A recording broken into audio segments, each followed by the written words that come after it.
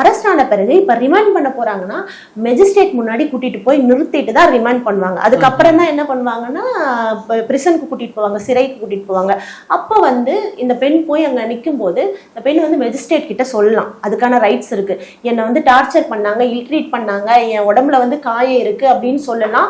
சொல்லிட்டு medical examine கூட பண்ணிக்கலாம், காயம் இருக்கான்னு சொல்லிட்டு வெரிஃபை பண்ண கூட சொல்லலாம். அந்த மாதிரி விஷயங்களும் இந்த ஜட்ஜ்மெண்ட்ல கொடுத்துருக்காங்க. அதே மாதிரி ஒவ்வொரு சிறையிலையும் இப்போ ஒரு பெண் அரெஸ்ட் ஆகி சிறைக்குள்ள இருக்காங்கன்னு வச்சுங்களேன், சிறைக்குள்ளேயே அவங்களுடைய அவங்கள அடைச்சு வச்சிருக்காங்க இல்லையா, அதாவது அவங்க போயிட்டு இருப்பாங்க, அந்த லாக்அப்ஸ்லயே பேம்ப்லெட் ஒட்டி இருக்கணும், அதாவது சீட்டு எழுதி செவுத்துல ஒட்டி இருக்கணும். இந்த மாதிரி உங்களுக்கு இலவச சட்ட ஆலோசகம் பண்றதுக்கு ஆட்கள் இருக்காங்க, அட்வொகேட்ஸ் இருக்காங்க, நீங்க அவங்க அணுகலாம். அவங்க இந்தந்த நாள்ல இந்தந்த டைம்ல பிரிசனுக்கு வருவாங்க, சிறைக்கு வருவாங்க அப்படின்னு சொல்லிட்டு அதையும் அவங்களுக்கு தெரியப்படுத்தணும்.